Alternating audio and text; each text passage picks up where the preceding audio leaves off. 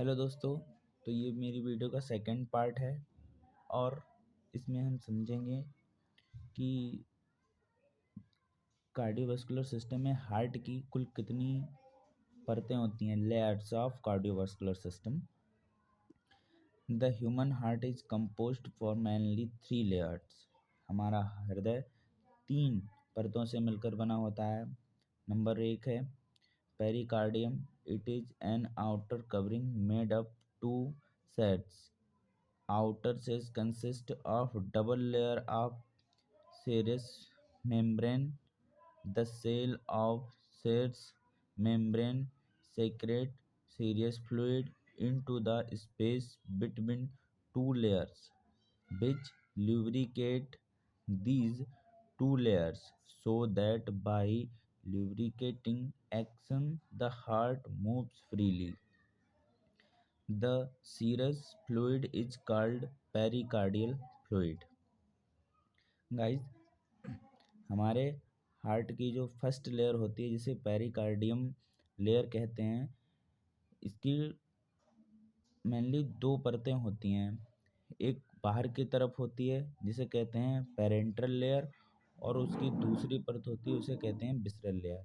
इसके बीच में एक फ्लूइड भरा होता है जिसे पेरिकार्डियल फ्लूइड कहते हैं। वो पेरिकार्डियल फ्लूइड दोनों परतों के बीच में फ्रिक्शन कम हो, लुब्रिकेंट की तरह वर्क करता है। और सेकंड आती है myocardium.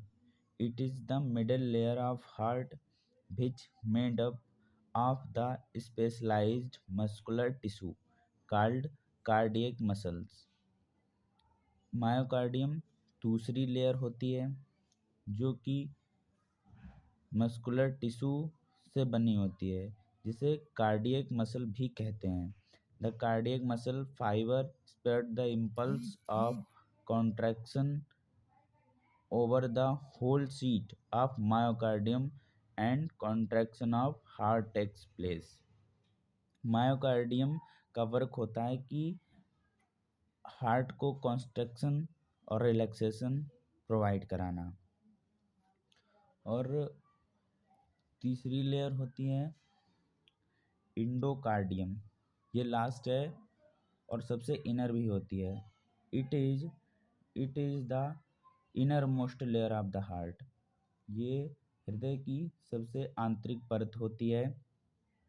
If forms lining the myocardium, it is a smooth membrane consisting of flattened epithelial cells continuous with line of blood vessels are also the vessels. इसके अंदर ब्लड वेसल्स और बल्ब भी होते हैं। ये मेनली इपिथेलियल सेल से मिलकर बनी होती है। यह आंतरिक भागों में स्मूथ मेम्ब्रेन से कंसिस्ट होती है और स्मूथनेस प्रोवाइड कराती है। देख सकते हैं dry Lewis diagram internal structure interior of heart. ये सुपीरियर वेना केवा होता है। इसी से डीऑक्सीजनेटेड ब्लड बॉडी से इकट्ठा होके यहाँ पे आता है और ये राइट एट्रियम है। पल्मोनरी वाल्व है ये। और जो डीऑक्सीजनेटेड ब्लड है वो यहीं से, इसे कहते हैं ट्राइकस्पिड वॉल्व या एबी वॉल्व भी कहते हैं। ये यहाँ से ब्लड फोर्सली यहाँ होके आता है राइट वेंट्रिकल में। ये इंटीरियर वेना केवा है जो लोअर बॉडी से ब्लड को लेके आती है। ये राइट वेंट्रिकल है।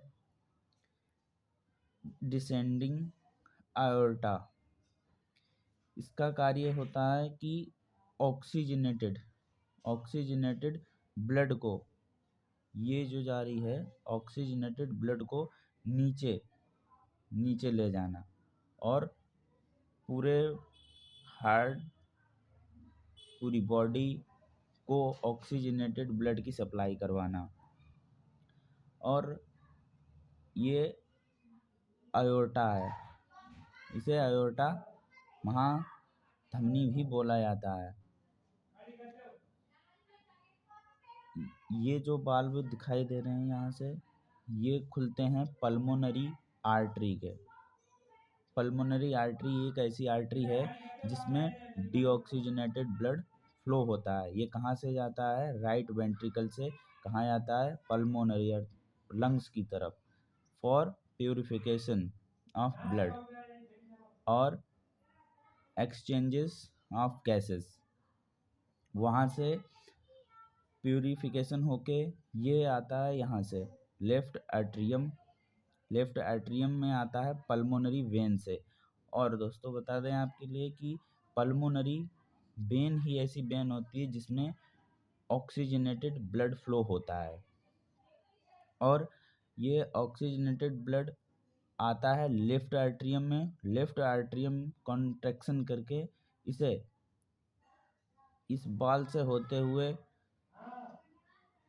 लेफ्ट वेंट्रिकल में इंजेक्ट कर देता है, और जब लेफ्ट वेंट्रिकल कॉन्ट्रैक्शन करता है तब ये पल्मोनरी आर्टरी का जो बॉल है वो ओपन हो जाता है, और यहाँ से सीधे ब्लड नीचे चला जाता है फॉर बॉडी सप्लाई। ये सेप्टम है जो दो वेंट्रिकलों को आपस में डिवाइड करता है, और यहाँ पल्मोनरी मसल्स विद कार्डियक